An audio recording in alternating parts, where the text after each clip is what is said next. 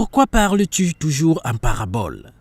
Cette question posée à Jésus nous intéresse encore en 2018, car la réponse de Jésus est plus que d'actualité.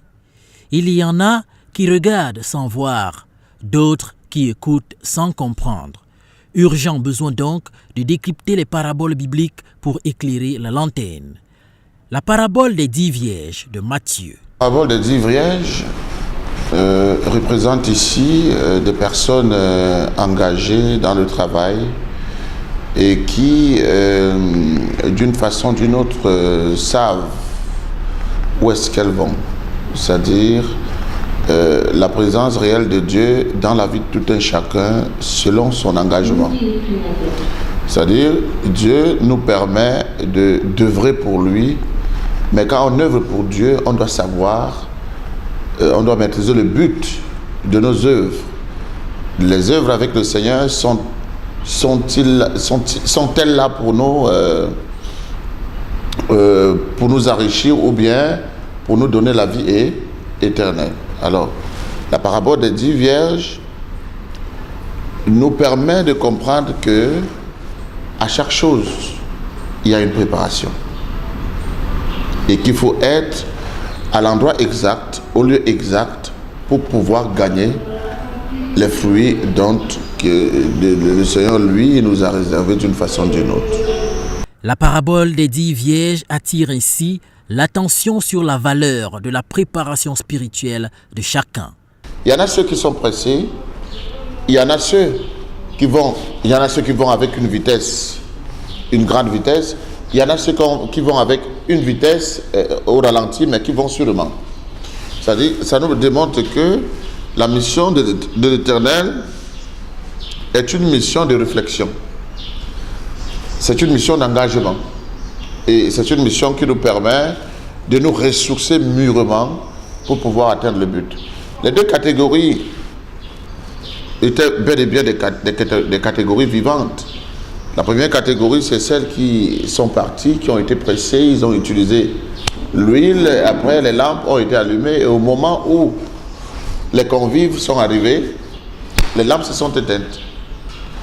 Les deuxièmes, ce sont celles-là qui ont gardé le pétrole. Elles ont voulu utiliser les lampes au temps favorable en présence du maître. Les autres n'avaient plus les lampes. Et quand elles sont partis acheter de l'huile, elles reviennent et trouvent que les portes sont déjà quoi? Les portes sont déjà fermées. C'est-à-dire, notre engagement, savoir ce qu'on veut dans le Seigneur pour pouvoir gagner ce qui nous a été réservé. Le mauvais serviteur n'aura pas de place à la table du maître. Parce qu'elles ne se sont pas préparées. En conséquence, c'est-à-dire la parabole des 10 vierges, c'est une parabole de préparation. Notre engagement, je le disais, doit être un engagement bien fixé. On doit savoir où est-ce qu'on va. Écoutez, on ne peut pas construire une maison sur le sable mouvant et penser que la maison là va résister. Il faut construire une maison sur le roc. Et tout commence doucement. On se prépare en conséquence pour pouvoir atteindre le but. Aujourd'hui, vous allez voir des personnes s'engager dans la chose de Dieu. Elles s'engagent et après elles abandonnent. Elles rentrent dans le monde. Et ce sont ces personnes qui entrent avec les lampes et après ces personnes brillent et quand les lampes ne sont plus là, elles partent à la recherche de l'huile. L'huile doit être là, mais savoir l'utiliser pour de meilleures fins. Méditer sur cette parabole des 10 vierges, c'est désormais savoir faire la part des choses en tant que Camerounais face aux tensions et crises actuelles. Je souhaite que nous soyons prêts pour la gloire et non pour le sang.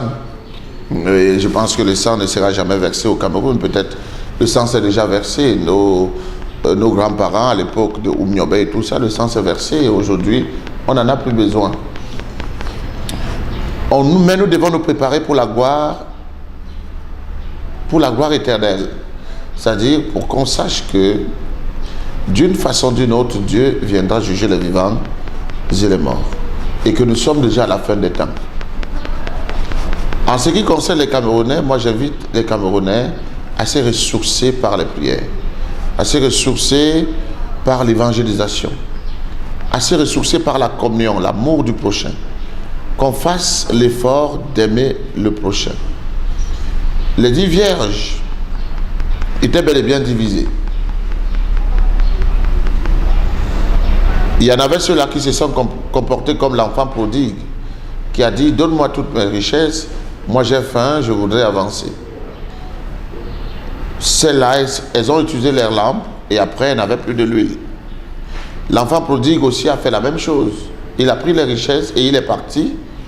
Il a bouffé les richesses et après, il s'est retrouvé seul. Je voudrais tout simplement qu'on sache que nous pouvons aller ensemble avec un même esprit. Mais ne jamais être pressé. Ne jamais être pressé. S'il y a un conseil à donner, c'est de ne jamais être pressé. Malgré le temps que cela fera, le Cameroun finira par sortir du gouffre. Le Cameroun finira par sortir des ténèbres, la famine et tout ce que cela comporte. Mais il ne faudrait pas que nous soyons pressés à chercher des gains qui vont nous amener des problèmes et à la fin, on se retrouve dans une guerre qui n'a pas de sens.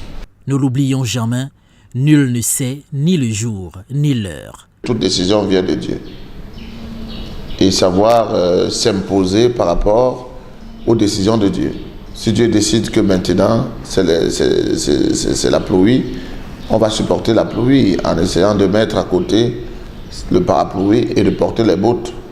Si Dieu décide que c'est le soleil, on va supporter le soleil en portant le chapeau pour que le soleil ne nous frappe pas au milieu de la tête. Si c'est la neige, on doit se couvrir d'un manteau pour se protéger du froid. Donc, nul ne maîtrise ni l'heure ni le jour, mais nous savons tous que c'est Dieu qui est le maître du temps. C'est Dieu qui est le maître du temps. Et nous devons être prêts à tout. Mais je souhaite que nous soyons prêts toujours pour de meilleures choses. Pas prêts pour se bagarrer, pas prêts pour se détruire, mais nous devons être prêts pour que la gloire de Dieu se manifeste d'une façon ou d'une autre, que là où les gens attendent l'échec, que les gens s'attendent à la réussite. À bon entendeur, le salut.